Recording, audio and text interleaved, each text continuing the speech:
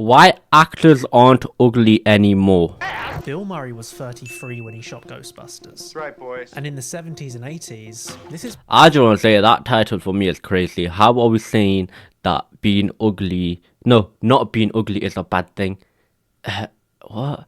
I mean, for me, being ugly would be like not taking care of yourself, not getting a haircut, not wearing clean clothes, not taking a shower, or not eating good food, not having a good diet. That's what I think it means to me if you're ugly. So how is not being ugly a bad thing? what actors in their 30s and 40s look like.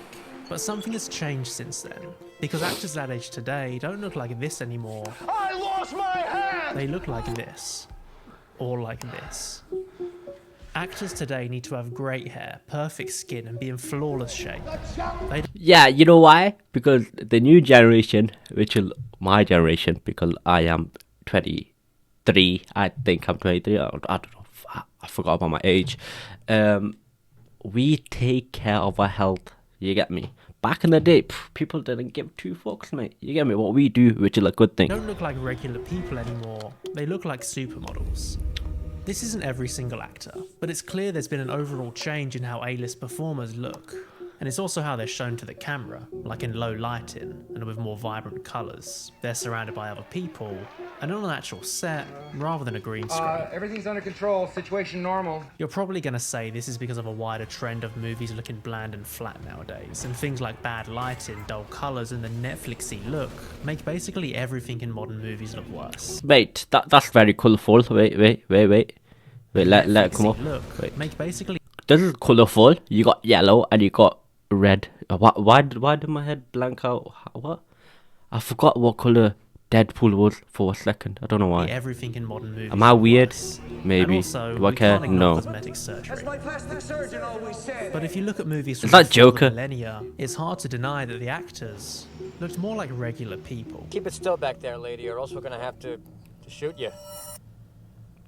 Okay, so the word ugly is a bit harsh, and I'm not trying to objectify or body shame anyone. Most people who are cast in movies aren't unpleasant to look at. I just mean that they have bodies and faces that could theoretically belong to a normal person without the aid of personal trainers, I don't move that dietitians, way. and plastic surgeons. Don't show me They that look ever like again. normal everyday people you could see walking down the street. I need a man who has powerful friends. Bruce Willis, Bill Murray, and Jack Nicholson aren't bad-looking guys, but they have a sort of everyman appeal that we just don't see in today's stars. Very good movies.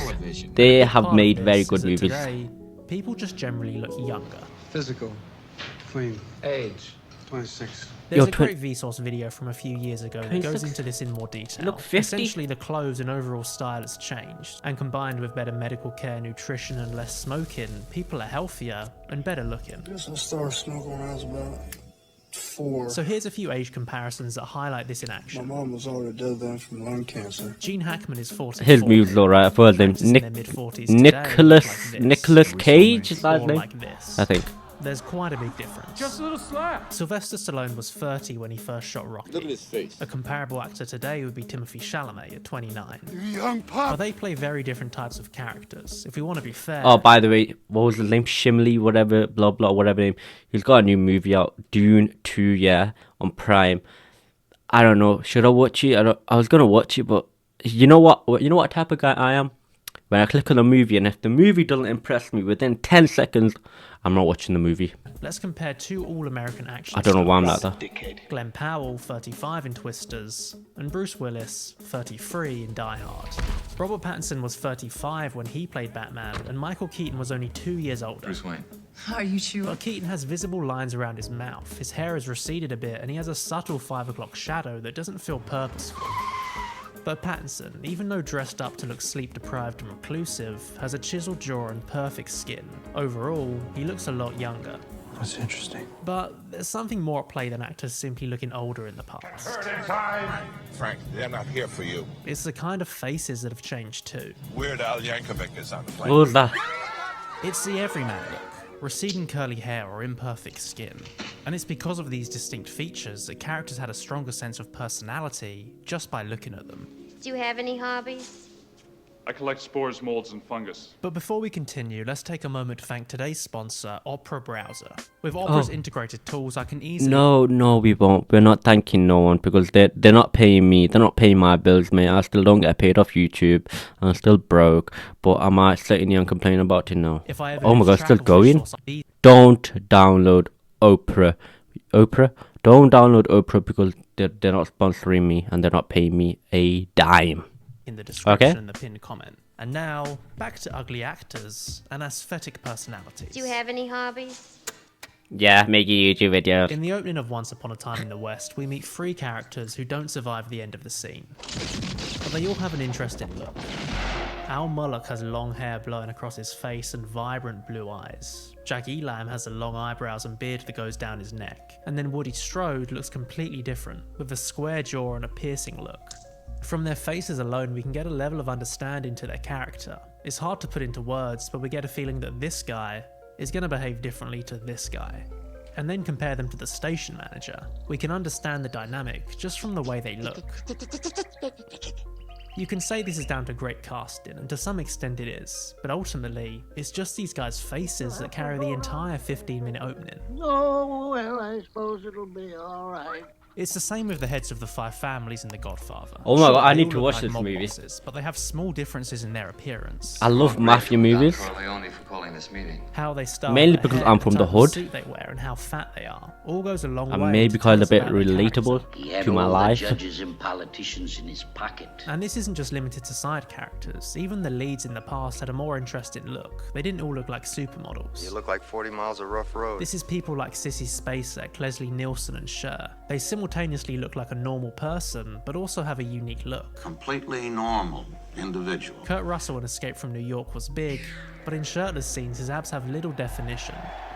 Bruce Willis was handsome, but his receding hairline and modest muscles... Oh, calling another man handsome. That's a bit crazy. I lie. Sort of everyman look. And compare Would you call another man handsome? I'm pretty sure you wouldn't. how Hugh Jackman looked in the I first wouldn't. X-Men film in 2000 to Deadpool Wolverine. So what is the effect of this? What is the effect You need to of watch seeing that these movie. regular looking people on screen? That movie was sick. And how does seeing interesting faces work to make a movie better? Let's take a look at a few examples. What have you done to it? What have you done to its eyes? This is Mia Farrow in Rosemary's Baby. I'm Rosemary Woodhouse. As the film progresses, she cuts her hair shorter and begins to look paler and thinner. Visually, we understand the transformation the character is undergoing. I'm not changing. I just want to go to Dr. Hill and get a second opinion. Would this work if she was played by someone like Margot Robbie? I don't think so. It's Mia Farrow's unique look that helps make the character Nah. feel like an actual person that could Because exist CGI is a which thing. makes us empathise with her more. Dr. Hill, please. It's the same with John Travolta in Blowout, Shelley Duvall and Jack Nicholson in The Shining, and Malcolm McDowell in A Clockwork Orange. It was horrible. In Star Wars, Luke and his family look like fairly ordinary people. Star Wars? Yep. I have never ever watched Star Wars. I've never ever watched Star Wars and I've never ever watched Harry Potter. And I don't think I'm ever gonna watch them. Whereas Grand Moff I don't know. Tarkin and the Imperial officers I have a don't know much why a more lot of people austere like it. I don't know. Fear will keep the local systems in line. In the Actually, 20th how am I century, gonna the know? order I to choose even from watched it. seems to have been much more What a aesthetically dumb varied question. than it is today. There was actors with big noses, I got it. Go ahead. big foreheads, He's gonna prove it to the whole That's not a big heavy-set forehead. eyes, Did you know that? and That's a receding big forehead. hairlines. You and me together, that'd be tops. We subconsciously infer things about people's personality based on their features, which in turn helps them create a richer character without much heavy lifting. Mentally, you picture my dog. In Taxi Driver, De Niro's buddies look like real cab drivers you could actually find in New York. This guy, completely bald on top but with a flow at the back. This guy with his scruffy beard and round glasses. And even De Niro himself with his 5 o'clock shadow and redness around his eyes. If you got into a cab and this was the driver, you wouldn't think twice. Did I tell you to do that with the meter? All of these actors look like they actually belong in the setting rather than just walking out of a dressing room. Can I talk to you for a second? And this is environmental immersion. Environmental immersion. 1976, after Sylvester Stallone with 50 Immersion. rounds in Rocky, his What a face word. was soaking wet, his hair sticking to his head, and he's covered in blood with his face fully contorted. with OG bruises. movie Rocky. You lot need to But in watch Rocky if you lot. 2015, Oh, don't watch after this by the Jordan way. fought in Creed, Creed, he's just don't got a watch Creed. subtle sheen of Creed is a sweat and shit a small movie. bruise around one I hate eye. it. Stop! It's me. At the Oh, end of OG Spider-Man, Tobey Spider-Man. Maguire's suit is ripped to hell, Can't go wrong. revealing his bruised, dirty go and wrong. sweaty face and this chaotic tear across his mask. Mr. Osborn. But for Tom Holland, he's got a couple of cuts that seem very I mean, to be intentionally fair, Tom placed. Holland His is suit isn't alright, ripped at I all. guess. His mask hasn't been Got a torn new movie open, coming out now. but just neatly taken off. Hey, Blondie? Water? After Clint Eastwood walked 70 miles in the desert, his face is completely scarred and burned. We can barely recognise him. But today, there aren't many examples of actors looking scarred like this. It seems like everyone has to look perfect all the time. It's as if somewhere along the way, almost every actor has taken the substance and transformed into a kind of picture-perfect version of themselves. Not a single wrinkle, not a hair out of place, and completely smooth skin. The best we'll get is maybe a small smear of dirt or a tiny cut. And they look Vin great, Diesel but when up- everyone looks perfect, Let me at things least start to get a read bit it, bro. stale. And sure, this isn't every single actor working today. You can still find distinct looking people, but it seems like it is the majority of them. Is that Batista? No. In an article from 2021, Raquel S. Benedict likens our body to become an investment in which we have to maximize our value through looking good. We're reduced to a collection of features like perfect skin or a strong jawline. The body is no longer the vehicle through which we experience joy and pleasure, but a status symbol that needs to be constantly presentable to the world. But I understand why they're doing this. It's because if you do this, then it means that you are looking after your body, and that is not a bad thing. Your greasy tits No. away, you preening slut. For actors, this is taken to the extreme, especially for women. They can never age or show any imperfection. They need to be a bankable star. Whoa. Good on camera. Pretty girls should always smile. Let's take hairlines as an example. Sure, Andrew Garfield probably got a hair transplant because he thought it would improve his appearance, but also because it's better to have a smaller forehead as a leading man. And with modern technology, if you can fix this, why wouldn't you? Yes, Sergeant. This just wasn't the case in the past, hence a wider spectrum of hairlines and a bigger aesthetic variety. I wouldn't touch one hair on his goddamn little head. But today, this is becoming increasingly noticeable, and more people are commenting on it, and here are a few things they've said.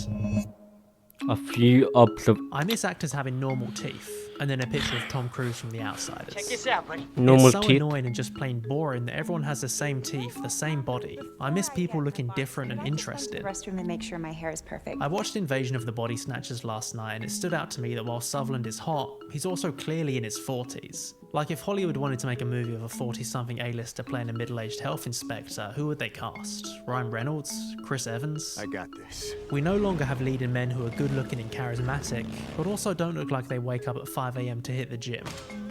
On Twitter, someone was talking about the 1974 movie Taken of Pelham 1, 2, 3. They said it's weirdly invigorating. These movies to are watch a too movie old where every actor for has me, an man. incredible face, and they all look normal, like no veneers in sight. This is supposed to be a democracy. Old actors have more grace than current ones. We can't have a truly accurate cast for the Beatles because they Okay, but you know the funny thing is, you know who's commenting all this? Do you want to know who's commenting all these comments about us?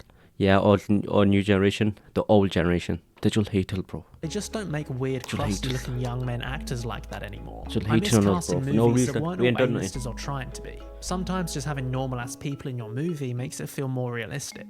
To which someone replied, "Convinced this will be the downfall of the Odyssey." Which brings us on to perhaps a good label to put on this kind of perfect-looking A-lister we see today. iPhone face. It's hard to define, but I think it's basically this kind of pristine look that most actors seem to have. It's why some people look out of place in period pieces, because they've got a modern haircut or their teeth are too white. They're striving for a kind of Look, at the end of the day, yeah, not being ugly is a very good thing, yeah? It's not a bad thing at all.